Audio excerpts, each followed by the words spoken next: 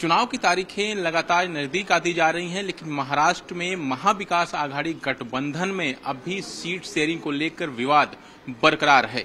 कल शाम को एक अहम बैठक शरद पवार के घर पर हुई, लेकिन उस बैठक में भी सीट शेयरिंग का जो विवाद है वो सुलझ नहीं पाया और लगातार ये बरकरार है। और ऐसे में सवाल ये भी है कि ये सीट शेयरिंग का जो पेच है, जो विवाद है, वो कब सुलझेगा।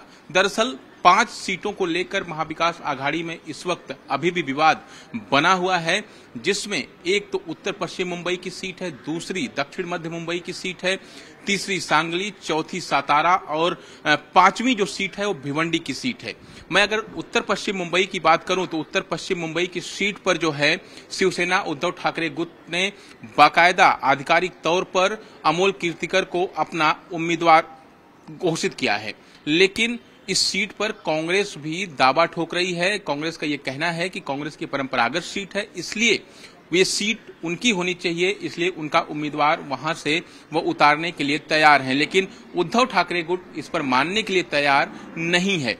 दूसरी जो दक्षिण मध्य मुंबई की सीट है, जो कि परंपरागत कांग्रेस की सीट मानी जाती है, उसी सीट से कांग्रेस के जो नेता एकनाथ गायकवाड़ थे वो सांसद रहे हैं। उसी इलाके से उनकी बेटी वर्षा गायकवाड़ आती हैं, जो मुंबई कांग्रेस की अध्यक्ष हैं। और यही वजह है कि कांग्रेस का ये गढ़ रही है सीट, और इसी वजह से कांग्रेस और शिवसेना उद्धव ठाकरे गुट के बीच दक्षिण मध्य मुंबई की सीट पर भी विवाद बना हुआ है। दरअसल कांग्रेस ये चाहती है कि इस सीट पर अपना वो उम्मीदवार उतारे, लेकिन यहां पर भी शिवसेना उद्धव ठाकरे गुट ने आधिकारिक तौर पर अनिल देसाई को अपना उम्मीदवार घोषित कर दिया है। इन सीटों के अलावा अगर सांगली की सीट की बात करें तो सबसे ज्यादा विवाद उसी सीट को लेकर है। इस सीट से शिवसेना उद्धव ठाकरे गुट ने चंद्रहार पाटिल को उम्मीदवार घोषित किया है, लेकिन कांग्रेस इसको लेकर खासी नाराज है। जो स्थानीय कांग्रेस के नेता हैं वो काफी नाराज हैं, और इसी नाराजगी को देखते हुए जो कांग्रेस के वरिष्ठ नेता हैं वो उस सीट पर भी दावा छोड़ने के लिए तैयार नहीं है। फ्रेंडली फाइट की बात अब कांग्रेस उस सीट पर कह रही है। दरअसल इसकी वजह यह है कि सांगली की जो सीट है वो कांग्रेस की परंपरागत सीट रही है, और यही वजह है कि कांग्रेस अपना दावा नहीं छोड़ रही है। लेकिन उद्धव ठाकरे गुट का यह कहना है कि सांगली सीट के बदले उन्होंने कांग्रेस को कोल्हापुर की सीट और रामटेक की सीट, दोनों सीटें दी हैं, दोनों उनकी सिटिंग सीटें थीं, और ऐसे में कांग्रेस को अपनी जिद सांगली सीट से छोड़ देनी चाहिए और जो उम्मीदवार है चंद्रहार पाटिल, उसके समर्थन में प्रचार करना चाहिए। उद्धव ठाकरे का कल इस मामले में बयान भी आया और उन्होंने कहा कि फ्रेंडली फाइट की बात ही नहीं बनती, उम्मीदवार उन्होंने घोषित कर दिया है, कांग्रेस को समझना चाहिए, और क्योंकि चुनाव की तारीखें नजदीक आ रही हैं इसलिए उन्हें चुनाव प्रचार में लगना चाहिए। नाना पटोले का इस पर बयान आता है कि जो सीटें हैं उसको मेरिट के आधार पर बांटी जानी चाहिए, और सांगली की जो सीट है उस पर अभी भी चर्चा चल रही है। चर्चा के बाद क्या तय होता है उसके आधार पर जिस पार्टी को अपना उम्मीदवार उतारना होगा वो उतारेंगे। तो ऐसे में कांग्रेस ये सांगली की सीट पर भी अपना दावा जो है वो छोड़ने को तैयार नहीं है। भिवंडी की सीट की अगर बात करें तो इस सीट पर कांग्रेस और शरद पवार जो गुट है उसके बीच विवाद है। दरअसल भिवंडी की जो सीट है वो कांग्रेस की परंपरागत सीट है, लेकिन उस सीट पर अब शरद पवार गुट भी दावा ठोक रहा है, लेकिन दोनों पार्टियां इस पर पीछे हटने के लिए तैयार नहीं है। इस पर भी कल की बैठक में बाकायदा चर्चा हुई। उस बैठक में शरद पवार मध्यस्थ के तौर पर शामिल हुए थे, जिस बैठक में नाना पटोले और बाला साहेब थोराट कांग्रेस की तरफ से शामिल हुए थे, संजय राउत शिवसेना उद्धव ठाकरे गुट की तरफ से शामिल हुए थे। इसके अलावा अगर एनसीपी शरद पवार गुट की बात करें तो जयंत पाटिल जो प्रदेश अध्यक्ष हैं वो इस बैठक में शामिल हुए थे। 1.5 घंटे तक ये बैठक चली थी, लेकिन उस 1.5 घंटे के बाद उसका कोई रिजल्ट सामने नहीं आया, और सूत्र ये बताते हैं कि जो विवाद है वो विवाद अभी भी बरकरार है।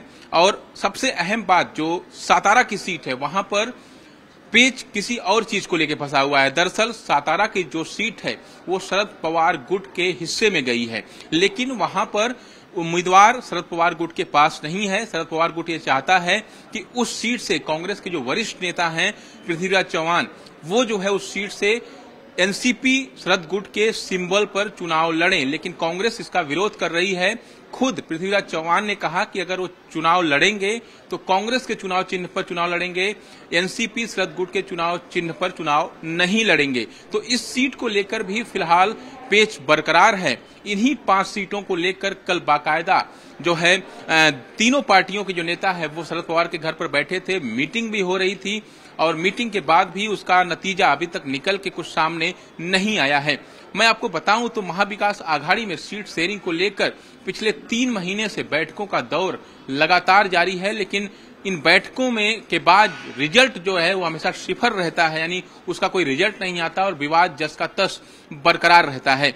मैं नॉर्थ पश्चिम सीट इसलिए भी काफी अहम है क्योंकि इस सीट से संजय निरुपम दावा कर रहे थे, लेकिन जैसे ही शिवसेना उद्धव ठाकरे गुट ने जो सीट है वो अमोल कीर्तिकर के नाम का ऐलान किया, संजय निरुपम बगावती हो गए, शीर्ष नेतृत्व को ही अपने उन्होंने निशाने पर ले लिया और जिसका परिणाम ये हुआ कि शीर्ष नेतृत्व ने कल एक बड़ा आदेश जारी करते हुए संजय निरुपम को पार्टी से 6 साल तक के लिए निष्कासित कर दिया है। हालांकि सुबह होते होते संजय निरुपम ने एक ट्वीट किया और कहा कि उन्होंने कांग्रेस की प्राथमिक सदस्यता से भी इस्तीफा दे दिया है। तो कुल मिलाकर अगर कहें तो सीटों को लेकर जो पेच महाविकास आघाड़ी में फंसा हुआ है वो सुलझने का नाम नहीं ले रहा है। लगातार बड़े नेताओं की बैठकें हो रही हैं।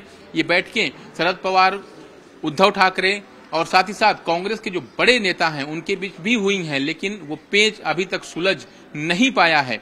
ऐसे में सवाल सबसे बड़ा यही है कि महाराष्ट्र में क्या कांग्रेस, जिस तरह से शिवसेना उद्धव गुट दावा कर रहा है नॉर्थ पश्चिम की सीट पर उन्होंने उम्मीदवार भी उतार दिए हैं, दक्षिण मध्य की सीट पर भी उम्मीदवार उतार दिए हैं, सांगली की सीट पर उम्मीदवार उतार दिए हैं, तो सबसे बड़ा सवाल यही है कि क्या कांग्रेस शिवसेना उद्धव ठाकरे गुट के सामने झुक जाएगी या फिर फ्रेंडली फाइट के तहत अपने उम्मीदवार भी इन सीटों पर उतारेगी और फिर वो मुकाबला बेहद दिलचस्प हो जाएगा। क्योंकि गठबंधन में 2 पार्टियां अगर अलग अलग उम्मीदवार उतारती हैं तो जाहिर तौर पर जो मुकाबला हो जाता है वो बेहद ही अहम और जो कहीं ना कहीं अहम हो जाता है और साथ ही साथ इंटरेस्टिंग भी हो जाता है। तो कुल मिलाकर अगर कहें तो फिलहाल महाविकास आघाड़ी में शरद पवार की कई मध्यस्थताओं के बाद भी सीट शेयरिंग का पेच बरकरार है।